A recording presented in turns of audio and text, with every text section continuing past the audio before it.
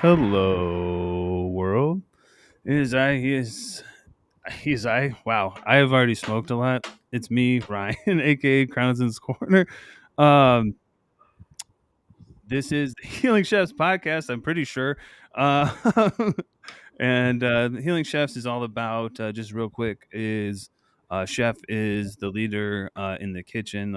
Chef means chief, just means leader. So anybody that's on the podcast or anything, I believe, is a leader in their own way, if not in their own life. We just had Jordan from Hippie Life Chronicles on, and is a chef himself. But today's chef, or like right now, chef is Emily Diamond. Thank you for joining us all the way from Australia. I'm not that familiar with it, so I'm sorry.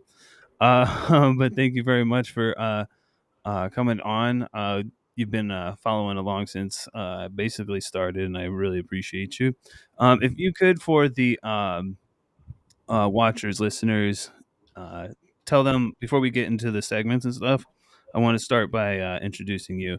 Can you tell them exactly what you do and all that stuff? And she's also at Emily the Diamond on Instagram. Yeah, go ahead. Thank you, thank you. Yeah, one of my girlfriends years ago was like used to call me Emily the Diamond. She couldn't just call me my real name, and that's how I got my handle. I really like my name makes me memorable. Thank you so much for having me. Shout out to her. I've watched a heap of episodes, and I was like, I don't think you've ever interviewed someone from Australia before. I was like, whoa. Yeah. It's very cool. Thank you. It's a real privilege. So, I am a subconscious change expert. I've been doing that now for 19 years. I particularly work with neuroplasticity, neurorepatterning, and my work in that space. I coach like people who run companies. I work inside big corporations, and then I work with a lot of owners of businesses with their own personal psychology. And weed has been a big part of my journey and my path in life, and I can't wait to go through the segments today. I always love watching people's segments and the way you structure the show. I live in Australia. You can tell with my voice and the way I talk. And I am a mum. I have a couple of dogs. I have a kiddo, and I live here in a beautiful part of Australia called Brisbane, which is like just near the Barrier Reef, if anyone wants a reference. But it's hot here now, and it's 7 a.m. So totally the other side of the world shenanigans. Absolutely, and I like how you explain that. What time? Well, could you explain to people what time it is there? Yeah, it's 7:20 a.m. on Monday Australian time, and it's like 2:20 p.m. in Arizona on a Sunday. So Look, I'm in the future, man. That's where I am. I'm in the future. The sun's hitting me guys, already. you've asked me about time travel. We're doing it. It's happening. You're a part of it. You're a part of time travel. Yeah, I'm coming. I'm reaching to you from the future. Holy cow! All right, I'm too high for that, or not high enough. If there's not such thing. All right, but thank you very much for introducing yourself so people know where you're coming from and everything. Real quick, let's go ahead and jump into the first segment. We'll play the little thing, which is Cannabis Journey.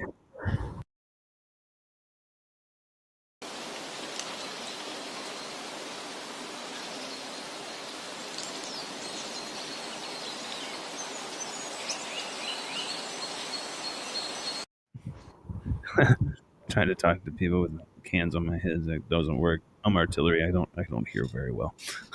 uh, so Cannabis Journey is all about how you found cannabis and where you're at with it in your life right now. Could you uh, indulge us into how you found it? Maybe like how old and like how you consumed it, stuff like that. For sure. So I am the youngest of a big family by a few years. I was one of those accidental babies that wasn't really meant to happen. So my parents finished having their kids, my cousins, they were all born, and then I came along. And so all of my siblings and cousins are like 3 to 5 at least years older than me. And, most of them are like 8 to 10 years older than me. So when they were all starting to experiment with doing drugs, I was little and I was there, and they had to include me or they would get busted. So I was like, Oh yeah. I know that. Like, no. Whatever that is, I'm doing that too. Exactly. Yeah, yeah. And you can't shut me out, and I'm here. And yeah. And in Australia, there's a How to phrase. leverage people. In Australia, there's a phrase called being a dobber, which is to dob someone in, like to be a narc. Oh, Yeah, we don't have do that. We don't do that. yeah, we have these funny English words, and dobbing is like telling on someone, right? Ratting them out. And so as a kid, you can threaten to be a dobber. So that was the threat that all of my Oh cousins no. had, was that I would dob them in, right? So they had to include me. That was my leverage, so Oh that I could no. do whatever they were doing and be cool with them. So I was about 10 when I Rough. started smoking cigarettes with my cousins, because they were all like 13, 15. So they were doing all like developmentally appropriate experimentation. And I was just that little bit younger. And then so weed, it was 12. So weed, it was 12. And all of my extended family live in a place that's pretty famous for weed here called Byron Bay. So a lot of people know about this place called Byron Bay, and that's like the weed capital of Australia. It's a 2 hour drive from where I grew up, and my extended family lived there. So every vacation we were there, you know, five, Bucket 6 list. there for weeks. And so my cousins grew up with weed all around them and a really strong weed culture. And so, yeah, I just got immersed in that. So it was regularly smoking weed with them, and then being like, hang on, this is great. This gives me so much comfort because I'm a really mentally intense person. And I was dealing with some developmental issues too. Like I'd been sexually abused and I had confusing feelings and lots of anger. And weed was the medicine. Weed was the medicine that I didn't know I needed. And it made me kind of normal. It made me like able to deal with people and made me able to be patient and put up with stuff and handle my frustration. So it was magic. So it quickly escalated into finding ways to have access to weed in my local area and community. And then just I think it was when I was 15 I started smoking weed like every day, like wake up in the morning, smoke weed before you have breakfast, that kind of routine that people get into when they start using weed as their main coping strategy. So for me it was this coping mechanism and this magical medicine.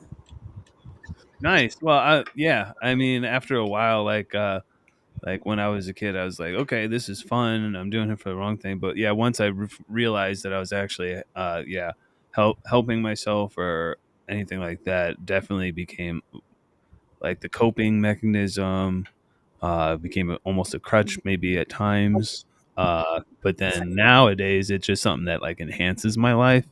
I still use it for different like anxiety. Anxiety, is that a word? I'm just creating words. Anxiety, yeah, like anxiety. Just helping my anxiety or something like that. Maybe sometimes it doesn't work; it goes against it. But anyway, so like with cannabis, did like so you first started flower now in Arizona and like in the states? Started was what we call bushweed here in Australia. So it was Oh, people like growing. ditch weed.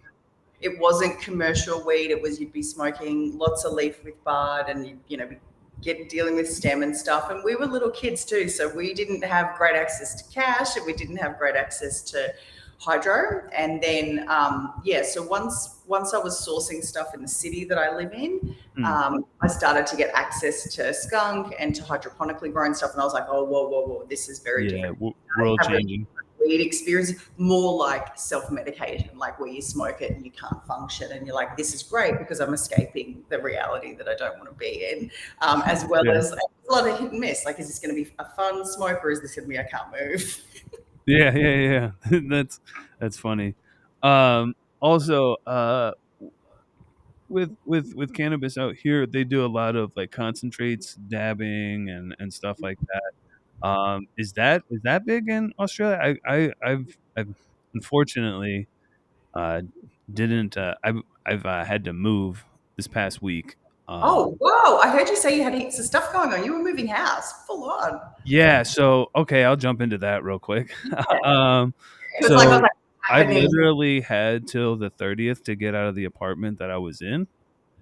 And I didn't have like I had even applied a couple places, got denied, and like one place said it was basically guaranteed, but their background check was just taking like 12 days or so long. So then I finally found this other place and I got approved, but I literally got approved the day before. I got approved the 29th for the apartment to move out on the 30th. So yeah, I was extremely stressed, so I wasn't doing a lot. Yeah. I was just trying to take care of that kind of stuff. So Yeah. with that, that's what I was going through, and that's just something I didn't lay on everybody else because we all go through things that, and we can go over mental health later. But yeah, no, I was moving stuff like that. I don't I don't know where we were going with that, but with dabbing and stuff like that, do they do that in like a lot in Australia, or is it more like flower? Or I don't know if I got off topic. I'm Ah, stumbling. it's all good. It's all good. So Australia is really behind the USA in terms of consumption because in Australia we have still a lot of weird legislation and regulation around weed. So weed in the majority, and I'm talking like 99% of Australia, is still illegal. It's still criminal. You can't grow. You can't be caught. Possession laws are still strong, and people aren't thrown in jail. Like we aren't an incarceration nation like the US is. So you don't get thrown in jail. You get a slap on the wrist. You get a fine. That sort of stuff is what happens. But you know, it's Well, at still least it's legal. that. So we don't have dispensaries. The only type of good quality regulation we have around cannabis use is medicinal cannabis that started about 5 years ago, where if you've got certain health conditions, you go and you're taking oil, and we import that stuff from Canada. Some people have just started properly growing here in Australia and getting licenses for medicinal manufacturing here in Australia, but you can't just go buy recreational weed in Australia. So everything's still underground. So we do have edibles, we do have a heap of CBD on the market, but you can't walk into it. Like I was in the States in 2019 and I was like, I want to go to a dispensary. I don't smoke weed just currently at the moment, but I was like, I need to go to a dispensary because weed's still such a part of my kind of culture and experience and life. And I have such a big Yeah. appreciation for it, and people around me still use for all sorts of reasons. And I was so impressed because I was super impressed that like those experiences that we had as kids, which were like, is this gonna make me really creative and I can smash out that university assignment, or is this gonna put me in a coma? Like, which one is it gonna be Yeah, today? we're playing Russian roulette with the plug. Yeah. Yeah, being able to walk into a dispensary and be like, this is going to do that, that's going to do that, and here's the dosage, and here's the mechanism, and here's the delivery method. I was so excited. I was like, I can't wait for this to come to Australia. Yeah. And I just to kind of close out on my weed journey, I used pretty much every day till I was like for like 9 years, so like 15 to 24. And then I went through like a big, epiphany, which psychedelics helped me with a lot. And I was like, got really obsessed because I was smoking cigarettes, smoking weed, taking recreational drugs, had some destructive relationships and stuff, still trying to work out my stuff from my childhood. And I'd had some chronic Right. pain with the spinal injury and stuff as well. And I got really obsessed with, and I have no idea where this came from. I got obsessed with this idea of that I didn't really know who I was because I'd been using substances through my teens. And I was like, maybe I don't even really know who I am without this stuff. And I got like this weird obsession, which is who would I be if nothing was influencing me? Like if it wasn't like, oh, but I smoked weed 2 days ago. Oh, but I took acid or ecstasy, 5 days ago. Like I Hmm. was like, who is this person without any of this stuff? Kind of the imposter syndrome a little bit. I was trying to find out like without anything else influencing my parents, my friends, my boyfriends, drugs, alcohol, any kind of substances, who is like the pure me. Hmm. And I was like, I realized I didn't know who that was. And so I went on a full on like transformational healing journey with subconscious change and different coaches and techniques because I wanted to just be like, who am I without any of those constructs? Who am I without any of those things, those props, those crutches, Yeah. those influences, those hangovers? Um, and then that's meant that now I haven't smoked weed since 2005, which is crazy. It's like a long time. That's 18 years, right? But I tried to smoke weed a year after I stopped, and I instantly got like insane anxiety. And I'd never ever had that the whole time. I'd smoked all in those years. I'd never had it, and so I was like, okay, cool. I'll come back to this later in my life. I'll come back to this Yeah. later, particularly when I know I can, have that ability to go. Well, this is going to make me feel this way. Like, you go Yeah, when you through a guys like make it to like having dispensaries and being able to go to somewhere and pick out what you're doing because I do understand that now as an adult. I would. I I can see people actually stopping because of like you just don't know what you're gonna get. Just because what they tell you is what they tell you, it doesn't mean like when you go home, your body's gonna respond the same way. So like even that's one part of it. Mm. So yeah, I mean I get it because that I don't like that uncertainty, and that's kind of what I've kind of gone into lately with the Arizona cannabis industry. Even though you got all these choices, not everything works for you, and you're almost a victim, victim, to the market at Yeah, the yeah, time, yeah. um, and not even just that, not even just what people are growing or what people are processing, but shelf like stock on shelf Oh, because deals like all the just time. because you find something one week, the next week that shit's gone like the next day almost here. And then they've moved on to something else and yeah. And we're Or also individual, and you share about this, like depending on like your mental health landscape as well. Like certain things work for you, and it's actually really beneficial. And that's the thing is, weed was so beneficial for me for so long, and mm, I that's why I have such a love for it. But my husband deals with the same thing you do, especially with medicinal cannabis, because he's on a THC CBD regulated balance for like insomnia stuff. And there's certain, they'll change formula and he knows and they don't disclose it. And then that ruins his life for a few weeks because he doesn't sleep properly. And he just like jokes about we make this joke about like he'll be lying in bed and I'll be like, how's it going? Have you just got like movies in your mind happening or are you actually able to sleep?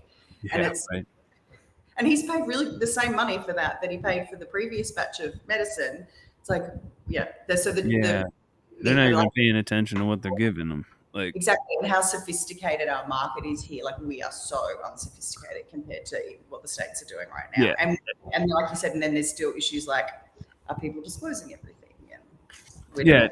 That and then like whatever like is on the shelf is what you can get and all that kind of stuff. So I mean you are able to grow out here, but again, that's like growing is like a full-time job.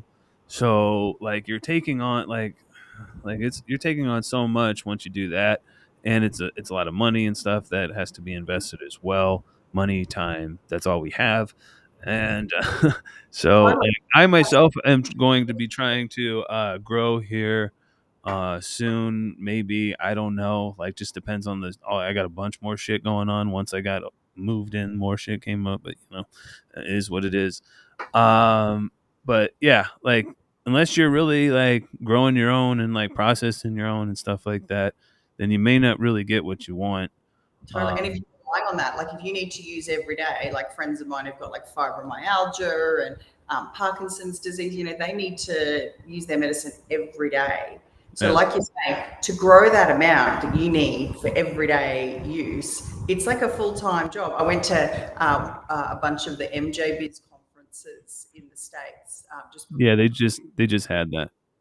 Yeah, yeah. So it was a couple of years ago, but just even the scale of production that's needed for these companies, it's like people can't do that for themselves. It's too much.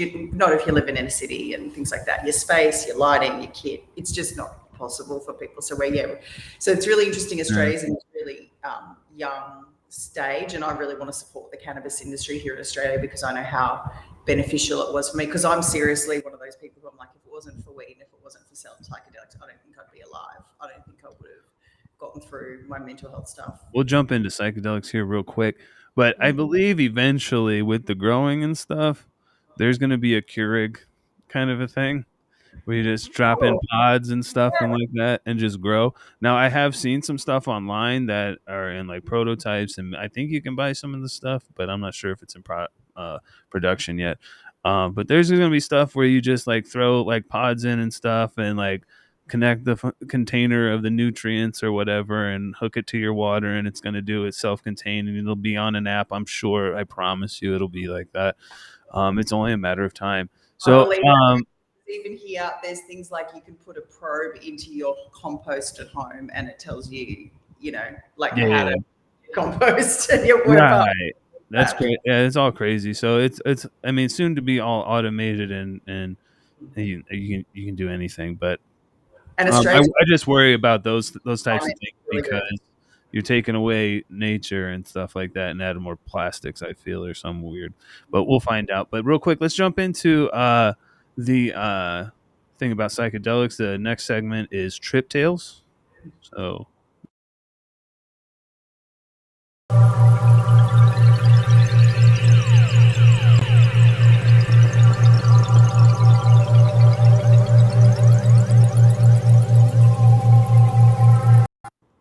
oh, hello. Sorry, I was checking time. All right, so Trip Tales is all about psychedelics. Do you have any stories or how maybe they've helped you? Oh, hugely. So my first experience of psychedelics, I feel like, was a real score and really lucky and set up a good relationship with them. 1995, I was 15, one of those naughty older cousins living up in the hills in Byron Bay. You can get golden top mushrooms in Byron Bay, and that's some of the best. I gotta go to this bay. It's very commercialized now, but there's still a lot of that culture there. Yeah.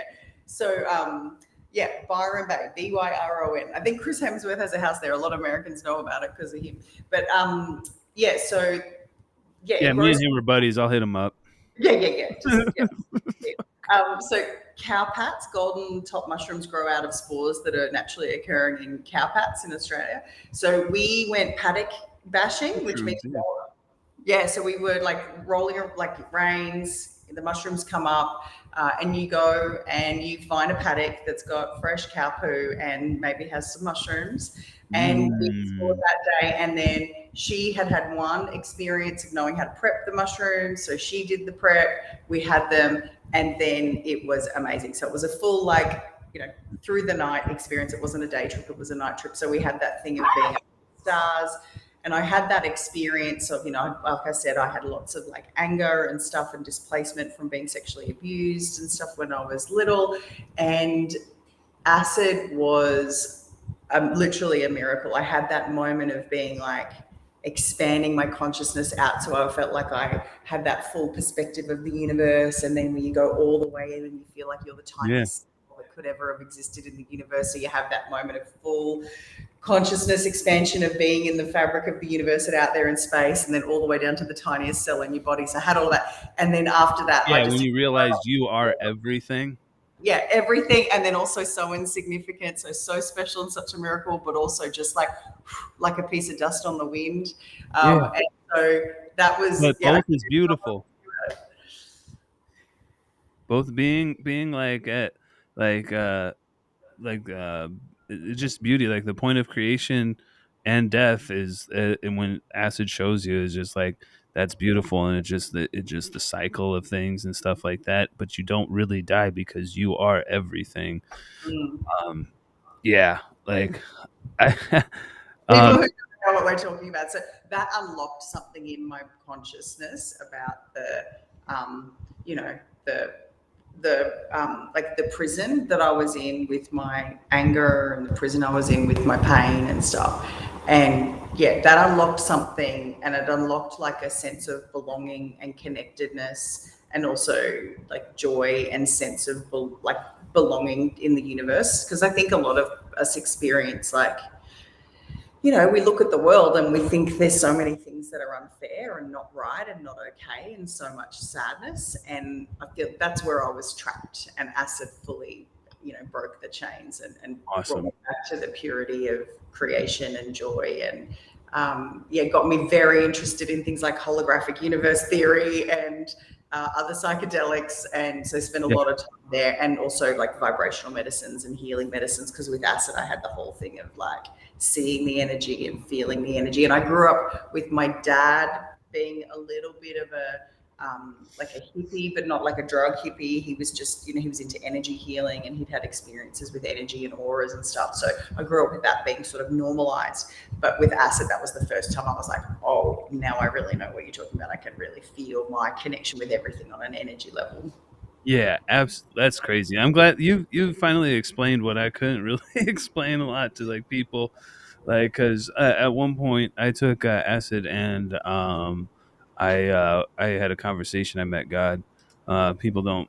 maybe don't believe in any of that, but I definitely was like I was just in my like I had taken acid. I was just having fun like I normally do, and then all of a sudden something like snapped. Like I was listening to music. I had the YouTube music playing. It was loud in my apartment. Or I had my headphones on and I was tripping, just having a like a little rave. And all of a sudden something stopped me, and I had slides on, and like something made me like step out of my slide, and like it was like, hey, it's me. Like it was like God, like, hey, we're here. And I was like, oh shoot. And at that moment, like I can't explain it to you unless you've done acid. It's not going to make any sense. Yeah. What happened at that moment is like not in my vision in front of me, but I just saw a like how everything is like what you explained Yeah, from the whole space to cycle of space creation, to like vroom, the like cell. that Yeah. is like this is all of you. You are all of this, and I am you. You are me, and all that kind of stuff. And it could Yeah. end at any moment. So just enjoy what is going on, and just like, but I am God. Boom, and then that was it. And that could just be something in my head telling me just to, like, to whatever the hell, but like I feel to like I spoke with God that day. and um and that's kind of when that hit. That's kind of when really everything kind of like changed. Like I was like, okay, well maybe I don't really need substances anymore, because now I just understand a bit more. Yeah, it definitely shifted. There's like why I was using. Like I was mainly using for the anger relief and the stress stuff, and then after the acid with weed in particular, um, it became, I think, a lot about trying to get that feeling back from the acid and Mm. trying to access that place of universal consciousness and you know, equilibration and understanding everything. I got to part of my professional life, I got to work with Dr. John DeMartini for a year and a half, and he's a famous teacher whose psychedelic experience opened up his consciousness or third eye, or whatever, however people want to label it, or God consciousness, the different labels, they all mean the same stuff, right? Yeah. And his stuff was psychedelics in Hawaii. There's some plant in the jungle in Hawaii. I don't know which one it is. Sorry, and yeah, he calls God grand organized Like design, ayahuasca sort and of all that. connection. Are we talking about doing ayahuasca and stuff, or what? I don't know what it was that he Oh, was okay. taking. It was something he was eating. And I know ayahuasca you have to prepare in a different way. And it wasn't something mild like kava and noni and that stuff that they have there. It was something else. Hmm. I don't know the details of it. But he had ended up with strychnine poisoning from it because he just took it for too long. And it was, yeah, the components. But yeah, his definition of God is grand organized design. And that really encapsulated what I felt on those good trips. And of course, I've continued, like, and then what happened is, like, you then take psychedelics to try and recreate that experience, I found. So I've taken, acid in lots of other forms and, and engineered acid, natural acid and stuff. And I ain't tried that. I went through this time where, because I've had a child, where I was like, oh, I don't know if I want to take psychedelics then, because I could feel this responsibility for, I don't want to do anything. Because I've seen also people have negative experiences and them not be functional in their lives after they've experienced psychedelics. So I was like, I don't want to do that while I'm in that kind of zone of my life, but I'll get back to it. So yeah, I'm like, Yeah. that'll come back to that later. Absolutely, and I just think that's something that like you got to respect psychedelics and whatnot. And set and setting is huge. You got to be ready for it. Make sure you're in the right place, right time. And anytime I do it, I also like everyone has their own rituals and whatnot, but I like to fast pretty much for the morning, and then for myself, I get something like a curry or something for the rest of the day. Because once after I'm tripping and I come down, I'm gonna be hungry, or I'm gonna be hungry a part of it, and I want something more like, I know there's probably a lot of sugar in curries, but something The warming and the nourishing, that's what all those spices are for. Like the Ayurvedic stuff behind that food is real.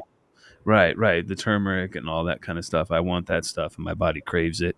So, but that's, I mean, that's, and then I do my stuff, but that's just kind of how I do it. And I'm glad you shared that with us, that experience of the expanding and then contracting into like showing everybody that I am you, you are me, and all that kind of stuff. So It's that's like everythingness and nothingness, which yeah, infiniteness, and if I all tap this on stuff doesn't make any sense because like if you think about the universe, they say it's ever expanding, but ever expanding into nothingness. But how can nothing be expanding? And where is it expanding to? If there's like if it's not there already, then what it is it? Where is it going? that's Like above my pay grade, man. Like even the stuff that I do with I when you trip do too much. I trip too much. yeah, when you do I trip too much. conscious regression work, it's like time is a linear construct for most human beings, but then there's this really small percentage of people who time is circular for them in their perception. And according to the physicists, they're correct. And I'm like, yeah, I can get that like as an idea, but my brain is not. Like my Yeah, brain is sophisticated enough to do that. yeah. Okay. It takes a lot of psychedelics and some and unlocking and reconnecting some neurons and whatever the hell else it does. Some synapses, get them shits firing again. Then do some more critical thinking. Then also like you said, watch a lot of conspiracy things on YouTube. I mean, then you'll know everything like me. So when you talk to your friends, you sound like a complete psycho. Because like I think the world's flat, guys, one day, and then dolphins are aliens the next day. But it all could be true. We find out this shit. Like I swear to God, it's gonna be crazy. Anyone who's saying they know the truth for sure, I'm always like, run. Yeah. Okay. Yeah. You think like someone was telling me something about like they're sure like the world's a globe and all that stuff. I'm like, oh okay, because the U.S. government and NASA are batting 1,000, right? Telling they've been telling us the truth the whole time, right? All right, like I don't know what comedian said it, but he's like, I got a kid and I lie to that motherfucker every Oh, day. yeah, totally. Yeah, like they're like our parents. Always get over that. When you want, when you think the government and NASA are lying, shut out of it. All right, so we'll go ahead, take this real quick break. Sure. Don't go nowhere, and we'll be back with mental health as well.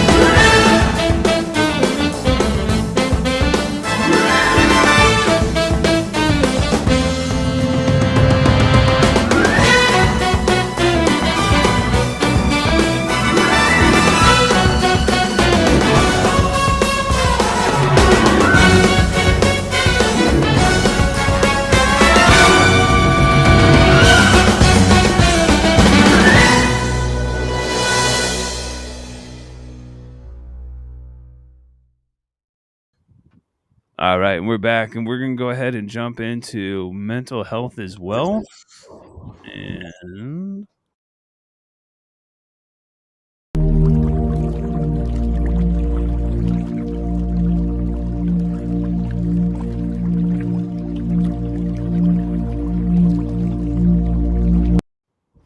all right, so mental health is wealth is all about obviously our struggle and talking about mental health. Like I myself, trying to normalize talking about, and even when you need to checking yourself into a certain any place or whatever, because in about January, February, I was having a horrible time, and I ended up checking myself into the VA for a few days and got my life trying to figure it out. And I mean, it's not completely figured out my life. I don't know anybody's that is, but that's why we're the healing chefs. Or I am the healing chef. I don't know, but it's continually healing, never healed. So, yeah, if you could share with us, especially being a mindset coach or whatnot. For sure. And I just want to say, because I've listened to a heap of your episodes, the way you particularly, I feel like this is your, I don't know, this is like your magic or something, because the way you share and destigmatize talking about mental health. it's something about like your personality or the life experiences that you've had, just the way you share and the way you talk about it makes a really cruisy, safe, easy space for everyone. So I just wanted to say thank you in case people don't do that, because you're making it okay for people, particularly on YouTube. Like, you're making it okay for people to be really, what a few years ago was even like hardcore stigmatized, being vulnerable. Being vulnerable was a big threat. And yeah, I just want to thank you for that, because you're doing an awesome Awesome. I job there. appreciate that.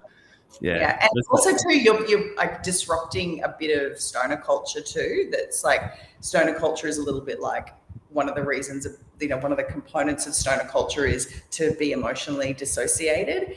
And mm, you're doing this amazing thing of bringing high levels of awareness and expression to also having weed on board at the same time. And that's like a very beautiful evolution to the stoner culture as well. So just wanted to say that and say thanks. So for me, my you healing go. journey really, oh, you're so welcome. My healing journey really began 2004. I was 24. I'd been, you know, I was really trying to self-medicate. That's what I was doing with recreational drugs. It was all self-medication.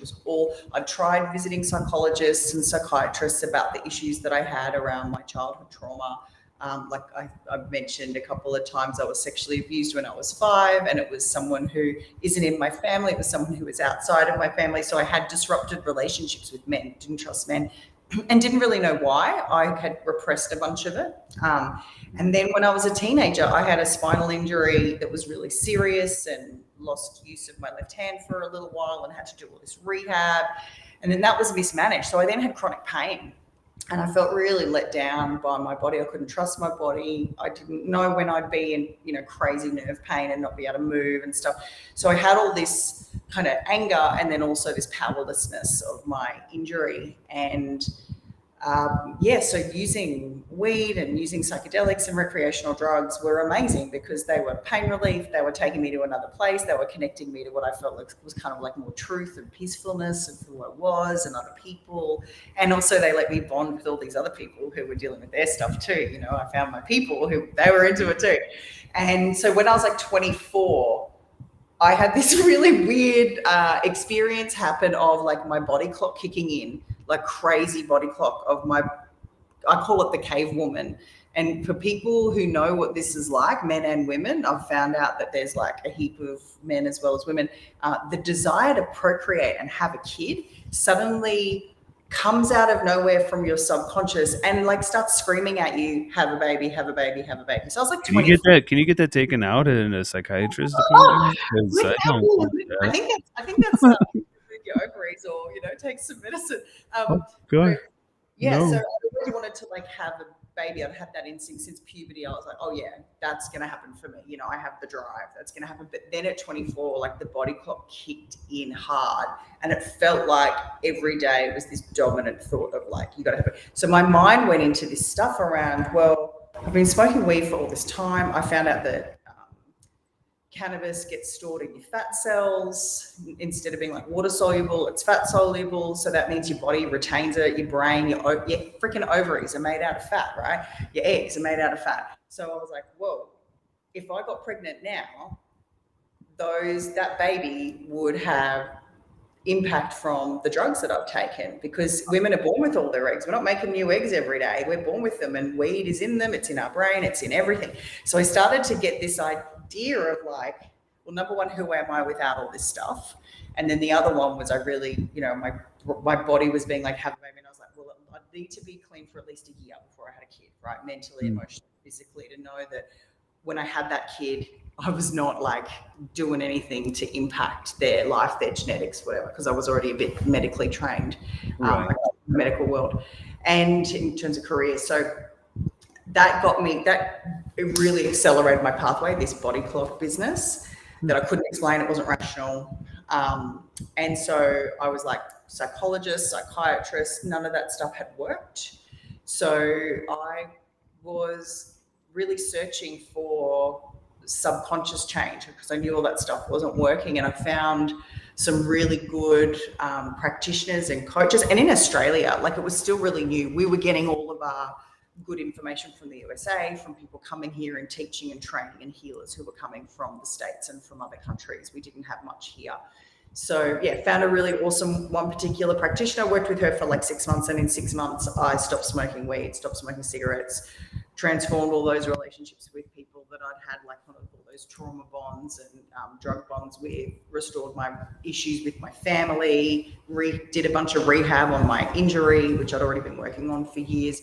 But yeah, it was literally like 6 months later, I was a completely different person. It was amazing, and Yeah. was free of all the things that I had felt imprisoned by, because I'd like suddenly turned them into my sources of power and done heaps of acceptance work and regression therapy, timeline therapy, which all are like psychedelic journeys. Just to let you know, in terms of the disassociation and the awareness experience, those experiences are like trips. So you're in trance, you're in different states of hypnosis and brainwaves, and you're going on these journeys that I had only known as like psychedelic journeys. So it was like I got to have access to those bits of my brain without having to use, and it was incredible.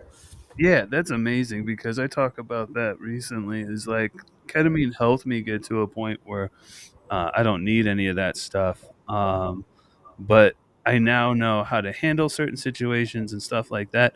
But like for the most part, like you had said, what it does is the stuff that we're kind of like taught growing up and the things that we're forced into and everything, even the different like things that our families and friends and society puts on us creates our personality altogether.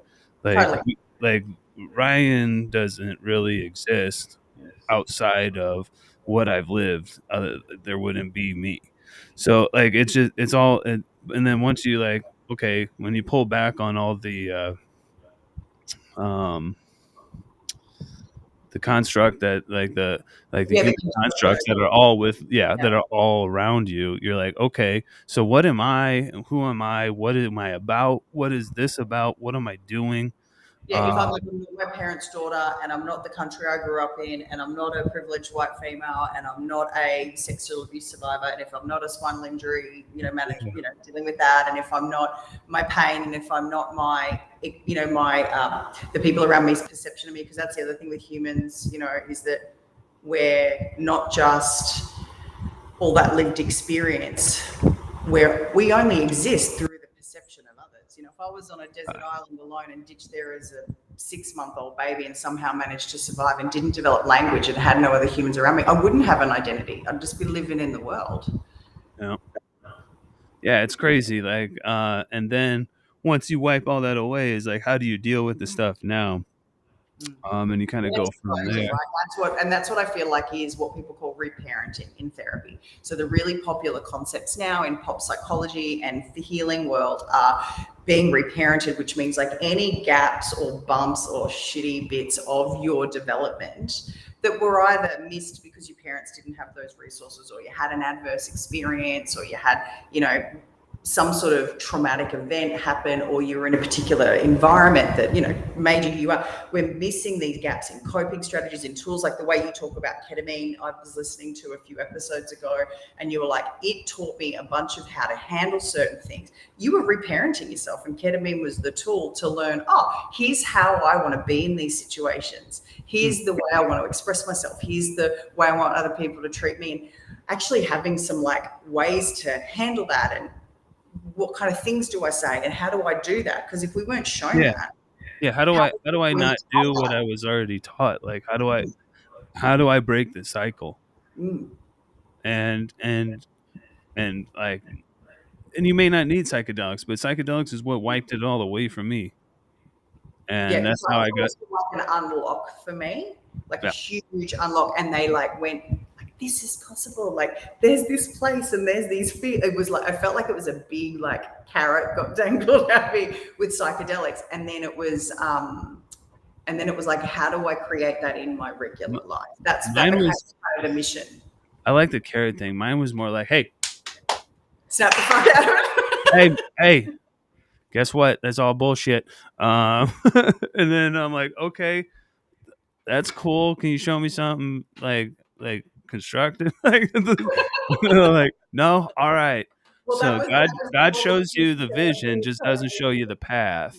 Because if he shows you the path, you never take it. So I'm yeah. like, all right, I just trust the process.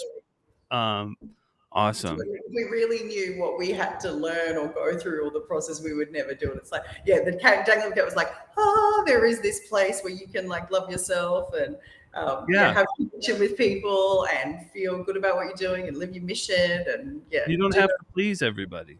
Mm. Like the and Oh, was that one of yours? it's okay to set boundaries. Yeah. It's okay to cut some people out of your life because there's places that you're going that some people can't follow. And it's a sad thing, and I've lost some people along my way to Yeah. from little kid to right now, along the way, and I'll probably still have to like Well, edit my life from yeah it's and a stuff. beautiful thing. Like one of my coolest learning healing journey lessons was that when I had this false perception, societal construct thing, Mm, that when relationship ends, that's a type of personal failure, which then of course brings shame, right? So I had like that false construct that needed to be reparented and repatterned. And then after I got that lesson around how it's actually like it's beautiful and it's a sign of growth and evolution, and if you respect both people in the process, it's actually a win-win and it's a really loving experience of not being in each other's lives. yeah, I got this. I call it now the letting them drift off into the sunset. That's my thing now. It's like because I learned the painful lesson of when you sometimes you need to end certain relationships, and I'll be like, right, okay, so I've got to do this the right way. I'll sit mm. down and I'll tell this person that we're ending the relationship, and here's the. I learned very, very quickly that that is a waste of fucking time, and it is very. I just It's learned just gonna draw you back into the bullshit. to the sunset. You just disconnect. You just stop responding, letting those time. Don't initiate. You just let them drift off, and that was a really good lesson. And then the one up on that is like, okay, but like even if you're mad at somebody, just wish them good luck. Like good luck to you. I hope. I mean, and I'm not saying say that to them, but like really mean that. Yeah, that's the But, position you take, which is like yeah, I'm so grateful for the role you but played in my life, and I want only good things for you, and but that there's doesn't require us to be around each other. yeah, and one last thing before we get into the promo and stuff, unless, but it's like you got to be nicer to yourself. I keep telling people this stuff, but it's something that I've learned over this time. And here's a real quick one. Like when you spill something or drop something, you immediately go, "What an like God." Or like you idiot, or damn it, you dumb it, or something, or I'm stupid, or dumb, or what the hell or what are you doing?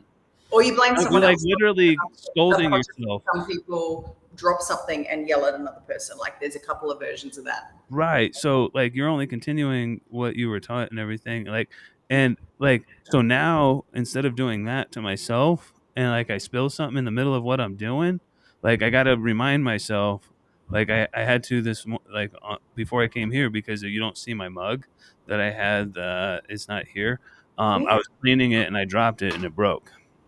And I Oh, immediately went, "Idiot, you idiot." oh, And I was like, "Wait a minute." I was like, "Nope, we're just gonna order another one." yeah. And I was like, It's just funny being you say just that. No like one else has ever said that. But one of the this ways that challenge. I had changed was that when bad things happen, I do something wrong. One of the biggest ways that I knew I had changed so radically in my fabric of who I am is that that stuff happens, and my instant reaction would be like to laugh Mm, instead of self-attack. That was one of my biggest healing journey turning points, was realizing I'd gone from self-attack and self-criticism to being like, oh, how funny. And that was a huge, so thank you for saying that, because that absolutely. was, I've never told anyone that. That was one of my biggest things that just internally I was like, oh, well, that's really different. That is a It, really different reaction. it's that, and then also now that I know, like when I'm like upset and I do something and I am self-deprecating, I'm like, "Damn it, you idiot," or something like that. It's also an alert to me that there's something else that I'm really worried about, something going on in my life, and that's why Yes. I'm reacting like that. It's not the situation because Right. we drop things. It's an accident. Yeah. It's a $10 mug. Like it's not that big of a deal. Yeah, there's Like something else happening subconsciously that's like and yeah, playing. and I'm like, okay. So sometimes even when I don't know upset, I'm like, ah. Learned again. Damn it, I learned again. We keep learning. Awesome. So did you have anything else that you wanted to jump on Oh, here? well, that was amazing. I've never shared that with anyone, that like internal register thing. And just the way you said, I was like, oh, wow, you're like, it felt like you were kind of telling my story of one of the ways that I knew that I was not okay is the way that I would talk to myself. And then the big difference in just, and like not having to try, not having to coach myself and redirect myself or consciously control myself. It was just like that being the genuine reaction of like laughing or being like, oh, ha, funny or whatever, or just being peaceful about it and just going and dealing with it instead of going through a process of being, self-critical and self-attacking and stuff. That's a massive subconscious shift. Anything else about my healing journey? No, just like finding those subconscious tools. I'm like, that's the shears. And I just want to say, like, people then go, oh, well, if you're into subconscious, do you not recommend conscious tools like managing your self-talk? You drop your mug, you realize you're having a go at yourself. So then you consciously go, hang on, something else is really going on here. What am I really upset about? What's going on? It's just a $10 mug. And like the way you'd lovingly talk to a kid, like what you're doing to yourself there is reparenting. You're being loving and going, Yeah, come on, it's okay. This is just a $10 mug. Let's get things in perspective. What's really going on? How do you want to deal with this? What are we going to do next? How are we going to move forward? That's just really yeah, loving and beautiful. And so I am a big fan of doing both at the same time, doing conscious work and subconscious, because you can't always access subconscious work because usually it's behind a paywall of a practitioner or a professional coach who's got certain certifications and skills. And that was, I think, the biggest thing that frustrated me for so long is I'm like, hang on, I'm smart enough to know what these subconscious techniques are doing. I've had access to things like psychedelics, which means I could do my own subconscious work, because that's what I really feel like is happening with psychedelics, is you're doing a beautiful deep dive into your subconscious and examining shit and addressing it and correcting and, exactly. throwing things away, reconnecting, reconnecting to things that are more resourceful and truthful and peaceful and powerful. Around ourselves, our place in the universe, all that stuff, behaviors, relationships. But I do recommend both, because if you can't access subconscious work, conscious tools over time, it's like drip, drip, drip, drip, drip. It's like Chinese, water torture. It's like over time, it all adds up. Yeah, And then, of course, my biggest thing, which we'll talk about in the promo part, is I then developed my own subconscious change technique so people could do stuff to themselves, because I was like, this is crazy that you have to then wait. So either I have to go on a trip that lasts for 8 hours, but I just want to change one thing. I just want to do one thing. I want to address one issue. And I don't want to have to pay $2,000 to someone, right. be able to do it whenever I want to do it. So I'm a little bit of a DIY person. So I got after being like obsessed with who am I without all these constructs, without all these substances, without all these things, who am I really, like what's the truth of Right. who I am? I then got into like how can I do that whenever I want, anytime, anywhere. Yeah. Yeah, it's all about controlling, like finding your boundaries and personal growth. And I love all this. This is good stuff.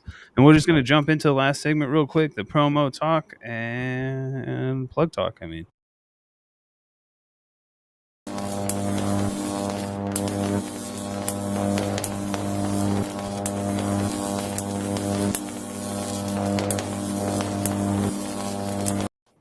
All right. And we're just going to run this real quick, running out a little bit of time, pushing the time today. Appreciate everybody at Habari Entertainment for dealing with being a little tardy. All right. So, real quick, you want to drop anything that you got promo Yeah. going on?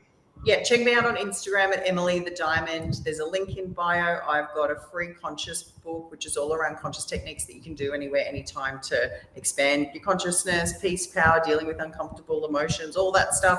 And if you comment on any of my posts on Instagram with the word book, it'll be automatically sent to you in your DMs. I've got a free online community too, but you can find all that stuff in my link in bio. And one of the biggest things I love to do is talk about all the scams that are rampant in the personal development industry, because there are a heap of scams and a heap of like false premises around like you have to always be doing the work, always be healing, that you can be like cured, and all of these things that run rampant in the PD industry. And I love just like ripping that all up and Love it.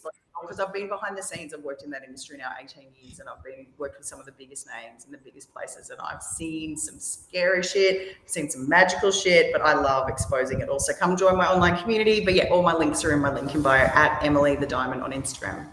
Awesome. That is dope. Yeah, I've definitely been watching your profile, your page. I'm getting older. Your page and whatnot, and love all the spiritual. I mean the clips and stuff about the mindset and the coaching and whatnot stuff that helps. It helps me out a lot too, because I've started blocking a lot of different people and stuff out of my life and setting my boundaries and stuff.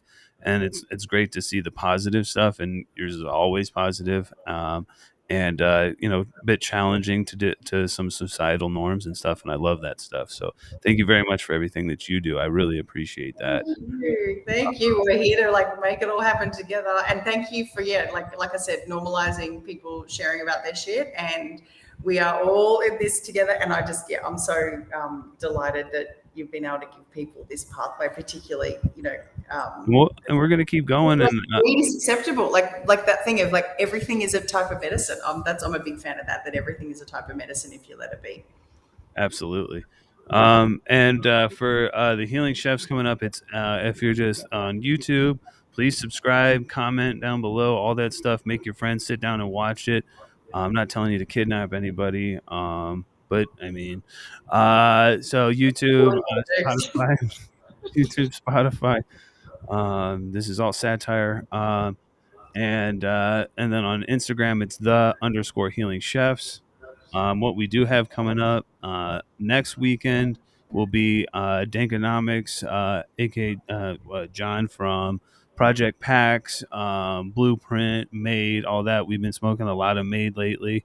That's going to be dope. And then that's at 1 p.m. And at 2 p.m. we have Mr. Boofman and LA Devil Lettuce. Shout out to them. He's been doing a little editing for me here and there, Mr. Boofman, just because he's a fan of the show, which is dope. And he was part of Canna Cribs, and he's got his own stuff going on. We're going to talk about all that stuff and more. Hopefully, have his little his puppy on the show. Maybe we'll see.